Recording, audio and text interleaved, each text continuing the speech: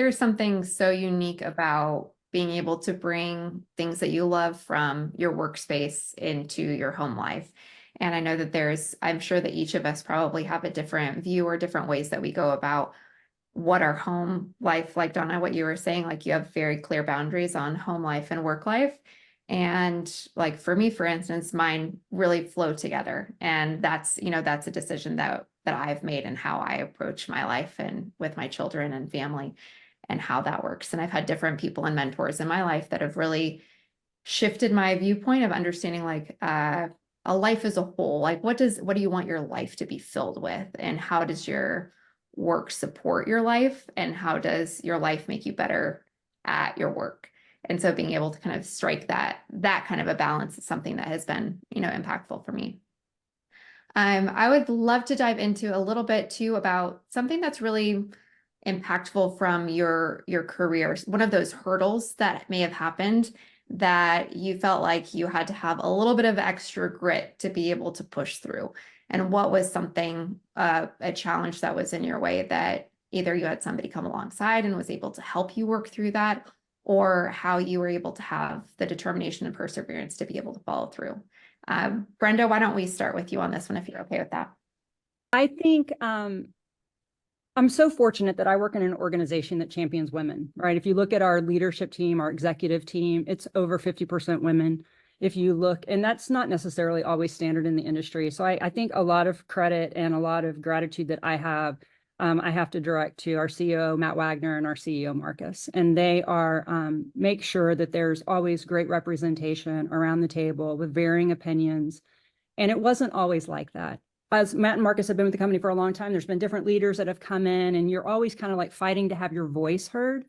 And there was a moment probably 3 years ago, it was in the middle of COVID, and I was just feeling extremely stressed and what are we going to do, and how are we going to service customers, and how are we going to keep our associates safe, right? We were fortunate that we were able to keep every single one of our dealerships open during that time to be able to serve customers. But there was a lot of worry around our team members going into work and just how we were going to continue to take care of each other, and a lot of stress from that moment. And I'll never forget Marcus calling me one day, and he was like, "What are you doing?" And I was like, "What do you mean?" He was like, "Why are you kind of getting in your own way and in your own head?" He was like, "You're capable, you're smart, you've earned this." So I think we often talk about having women leaders and support around us, but it's also equally important to have, regardless of their sex, just general support, right? And to know that there are the men who will stand up for that as well, I think really sets the tone for what all of us are doing, what we can do, what we have done.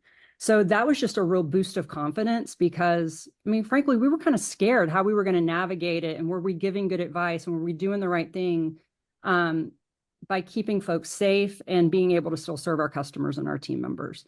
So that's one thing that I always go back to. That was a pep talk I'll never forget. And there was like where there's self-doubt, but when you have folks around you, and I always go back to, and what I always tell my team is we truly belong to each other, and to be curious and be thoughtful, and it's okay to have a bad day, and home gets hard, and especially when we're raising young children and trying to navigate travel, it's okay to have a hard day. But when you have the support of those around you, I think the sky's the limit. Really, we're not limited to what we can do. Sometimes we put own limitations on our mind that even folks around us aren't feeling that way.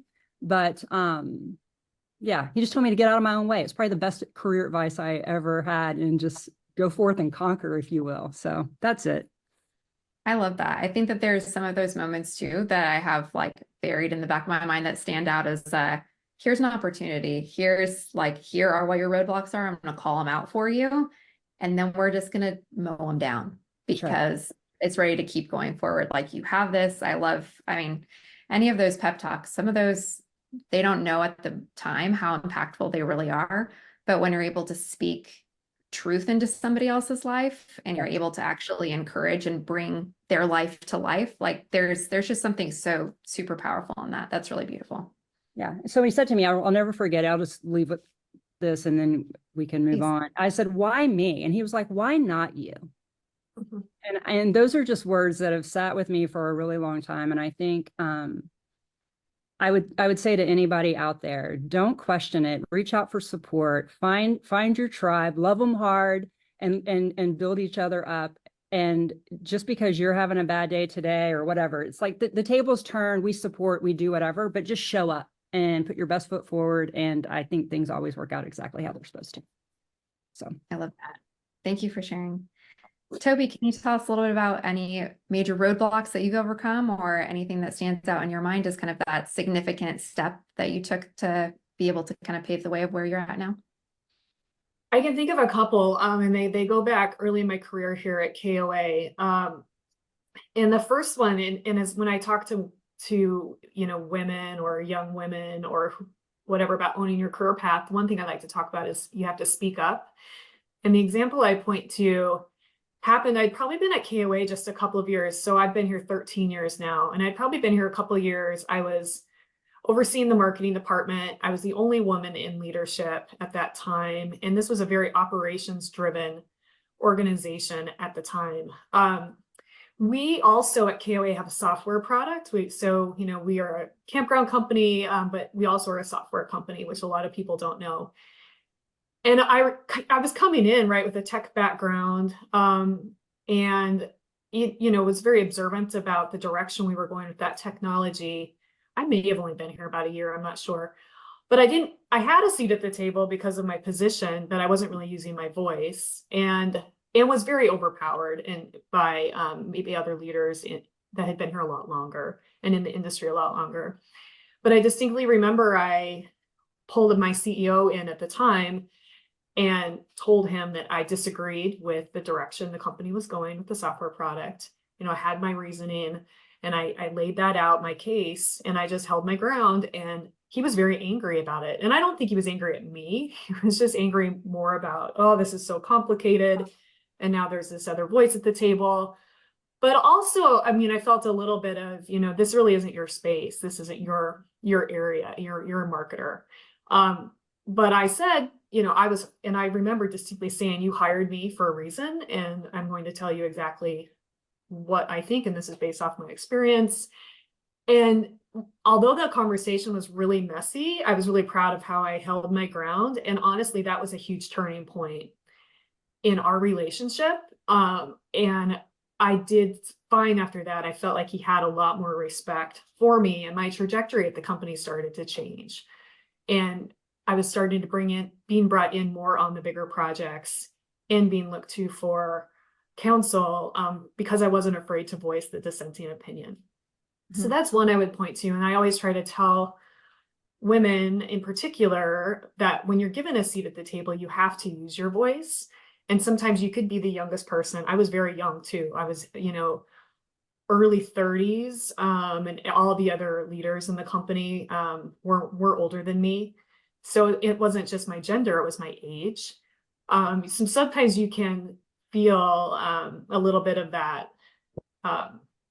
imposter syndrome, but you have to step up and use your voice if you're given that seat at the table. And that's something I always tell people. Like, if you're brought into this meeting, I haven't heard from you yet, you were invited to this meeting for a reason. You need to participate and try to coax that out of people and model that it's really important to use your voice. Yeah, absolutely. I love that. That's great. I think that I've noticed sometimes based off of different personalities or based off of how somebody's been treated previously in previous roles, whether or not they feel comfortable speaking out, or, Toby, to your point, whether or not it's something that you have to, as a leader, encourage them in and create a pathway for them to understand their unique position and perspective and how it actually helps the whole. So I think that's really, really important. Just, for anybody listening or leaders, just to think about what you're doing to not only bring the right people to the table, bring them to the table with purpose and intention, and give them space to let their voice be heard. That's wonderful. Donna, what about you? We'd love to hear from you. How I got into the industry, or what was? Specifically, if there was any certain challenges or roadblocks for you as you're, in the position that you're in now, if there's something that was memorable that you really felt like changed the course for you, or something that you had to overcome in order to be able to be sitting where you are now. Okay. Well, I came in, even though growing up in a family with 6 kids and being a twin, I came into industry kind of a very quiet and shy person. And so coming into industry, working with customers, I had to learn how to not be an introvert, to be more of an extrovert so that I can really Mhm. socialize, have that good connection stuff with them. And, I know I kind of worked my way from receptionist to customer service, but that transition from customer service into sales, I had a good mentor, and that was my boss, George Grings. And he always said, you do good with customer service, and sales is a form of customer service. And he says, you do great with that. You can do great with this. And I just remember thinking, well, what do I know about sales? Where's my training in that? Where's my background? Here I'm this quiet, shy person. And so his encouragement kept, showing me that I love to be around people. I love to talk. And the whole engaging, it's not just with customers, it's with even suppliers. So when you go to a trade show, you feel like it's part of your family, because when you're on the road a lot, you see, many times you're with them more than your family itself. And Mhm. so getting that comfort and stuff, I think, of engaging with people. And then again, starting off pretty young as well. I think I just started just a little after high school. So young, female, not a lot of, women in the industry and stuff. You kind of try to draw to see who was there that you can be comfortable with. And then you had people that just kind of looked out for you. We made sure having, didn't have a lot of us out there. You don't want to get yourself in a bad situation when you're traveling and stuff. And just some really good people in the industry have really helped, break that open, and really caring even to this day. We laugh back, back in stories, do you remember when? And, we'd kind of be oblivious and, well, I didn't realize, but they always had our back. So